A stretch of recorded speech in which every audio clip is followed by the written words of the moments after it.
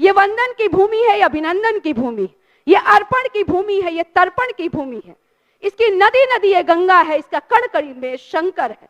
हम जिएंगे तो भारत के लिए, मरेंगे तो भारत के लिए। और कि सरकार इस चीजों को जांच भी कराए और इस चीजों पर कड़ा एक्शन भी ले, ताकि ये मैसेज आए पूरे बिहार में कि इस तरह की हरकत कोई पदाधिकारी न कर पाए। और जब पदाधिकारी नहीं करेंगे तभी ये शासन और व्यवस्था सुदृढ़ होगी। जब गांव में जाते हैं हम लोग तो देखते हैं कि पक्के मकान वाले को मकान दिया गया है, और वैसे झुग्गी झोपड़ी दिखाती हुई उंगली पकड़कर वो दलित महिला, वो निर्धन महिला जब हमें झोपड़ी दिखाती है और कहती है कि हमने अप्लाई किया, हमारे पास कोई उनकी सुध लेने वाला नहीं है, और करना चाहते हैं आप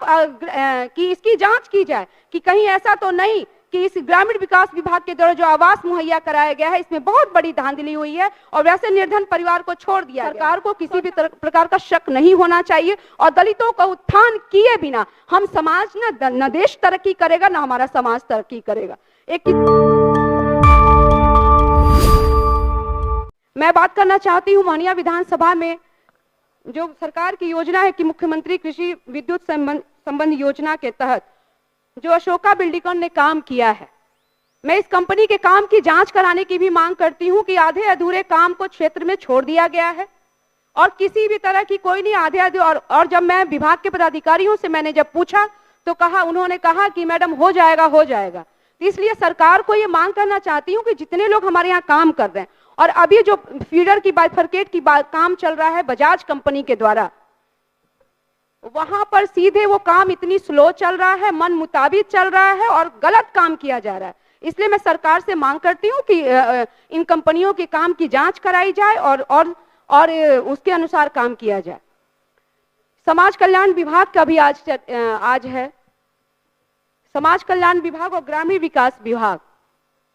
ग्रामीण विकास विभाग में मनरेगा के अगर काम की मैं जिक्र करना चाहूं तो मुझे लगता है कि मनरेगा सिर्फ मजदूरों की बात करनी चाहिए, तो मजदूरों से जाकर पूछ लिया जाए कि उन्हें कितनी मजदूरी मिलती है। माननीय उपाध्यक्ष महोदय, ये जमीनी हकीकत है। चाहे आवास की बात हो, अगर हम जब गांव में जाते हैं हम लोग तो देखते हैं कि पक्के मकान वाले को मकान दिया गया है, और वैसे झुग्गी झोपड़ी दिखाती हुई उंगली पकड़कर वो दलित महिला, वो निर्धन महिला जब हमें झोपड़ी दिखाती है और कहती है कि हमने अप्लाई किया, हमारे पास कोई उनकी सुध लेने वाला नहीं है, वैसे लोग नहीं किए गए। इसलिए ये भी हम मांग करना चाहते हैं आप कि इसकी जांच की जाए कि कहीं ऐसा तो नहीं कि इस ग्रामीण विकास विभाग के द्वारा जो आवास मुहैया कराया गया है इसमें बहुत बड़ी धांधली हुई है और वैसे निर्धन परिवार को छोड़ दिया गया है। शौचालयों की बात करूं, शौचालयों में तो यही आता है कि हम शौचालय के नाम हमें बनाने के लिए कहा गया, राशि के लिए वो गांव के लोग ब्लॉक के चक्कर लगाने वाली महिलाएं आती हैं और दर दर भटकती रहती हैं और कहती हैं कि हमें शौचालय का तो पैसा ही नहीं मिला, और जो इंटरेस्ट पर सूद पे पैसा ली होती हैं उसके लिए वो भटक रही होती हैं कि हमें उस पैसे तो हम सूद पर हमने लिया था, उनका इंटरेस्ट बढ़ते बढ़ते जाता है। ये स्थिति गरीबों की है, दलितों की, आज अनुसूचित जाति और जनजाति का भी है, समाज कल्याण विभाग का भी है। समाज कल्याण विभाग में आंगनबाड़ी सेंटर की हम बात करना चाहते हैं। मुझे लगता है कि आंगनबाड़ी के जो पदाधिकारी हैं, जो सीडीपीओ हैं, इनका मन बहुत ही बढ़ा हुआ रहता है। पोषाहार की मैं बात करूं, मैं कहते हूं कि जो आंगनबाड़ी का काम है कि 0 से 6 वर्ष के बच्चों को, कुपोषित बच्चे को कुपोषण के शिकार न हो, इनके लिए यह सरकार के द्वारा योजना चलाई जाती है। ऐसा कोई गर्भवती महिलाओं का कोई काम किया जाता है, सेंटर नहीं चलाए जाते हैं, सिर्फ सीडीपीओ और सीडीपीओ के द्वारा सिर्फ भारी अनियमितता बढ़ती जाती है। पूरे बिहार की ये यथा स्थिति है। और मोहनिया विधानसभा की अगर मैं जिक्र करना चाहूँ तो मोहनिया और कुदरा मेरा प्रखंड में आए दिन मैं आंगनबाड़ी सेंटर का जब हम अवलोकन करते हैं, हमारे यहाँ के जब पदाधिकारी भी जाते हैं, मीडिया की सुर्खियां बनती हैं कि सेंटर नहीं खुला, बच्चों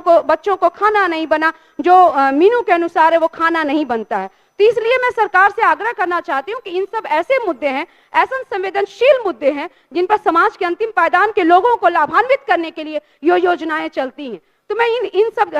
चाहूंगी, सरकार से आग्रह करूंगी कि सरकार इस चीजों को जांच भी कराए और इस चीजों पर कड़ा एक्शन भी ले, ताकि ये मैसेज आए पूरे बिहार में कि इस तरह की हरकत कोई पदाधिकारी न कर पाए, और जब पदाधिकारी नहीं करेंगे तभी ये शासन और व्यवस्था सुदृढ़ होगी। मैं गृह विभाग की अगर मैं बात करना चाहती हूँ कि अल्पसंख्यक कल्याण भी हो गया, ऐसे कब्रिस्तान हमारे यहाँ क्षेत्र में है, जब मैं भरकर की बात करूं, बड़पर की बात करूं, कि जो विवाद होते रहते हैं, आए दिन विवाद होते रहते हैं। तो मैं ये सरकार से मांग करती हूं कि कब्रिस्तान घेराबंदी में सेंसिटिवली उसको काम कराया जाए, क्योंकि कोई ऐसा विवाद न हो, उससे पहले ही ये काम करा लिया जाए।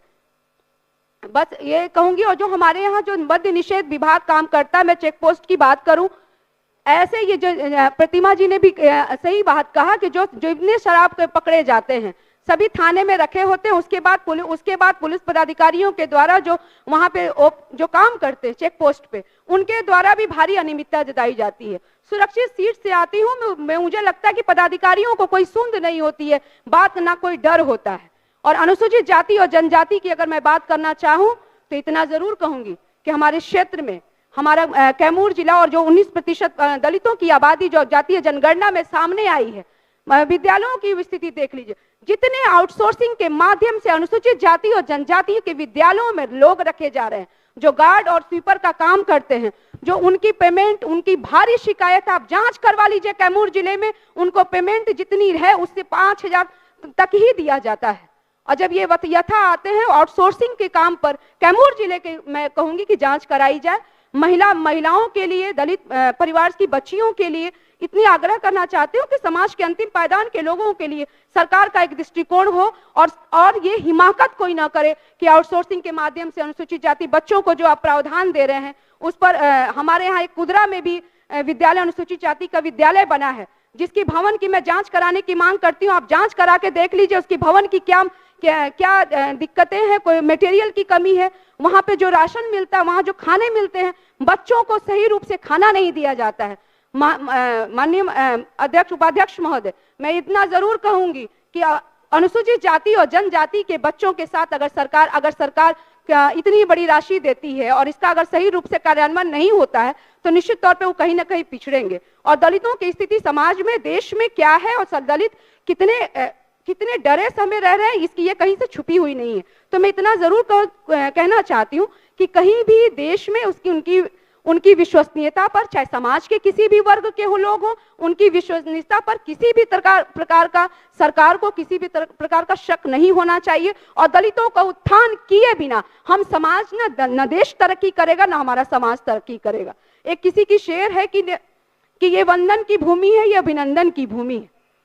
जिस भारतीयता की बात करते हैं आप, राष्ट्रीयता की बात करते हैं, और किसी भी जाति को, किसी भी भारतीय व्यक्ति को उनको सर्टिफिकेट दिखाने की जरूरत नहीं है। ये वंदन की भूमि है, ये अभिनंदन की भूमि, ये अर्पण की भूमि है, ये तर्पण की भूमि है। इसकी नदी ये गंगा है, इसका कण कण में शंकर है। हम जिएंगे तो भारत के लिए, मरेंगे तो भारत के लिए। और मरने के बाद जब गंगा नदी में हमारी अस्थियां जलेंगी, अस्थियां बहेंगी, तो कान लगाकर सुनेंगे तो एक ही आवाज आएगी, भारत माता की जय, भारत माता की जय।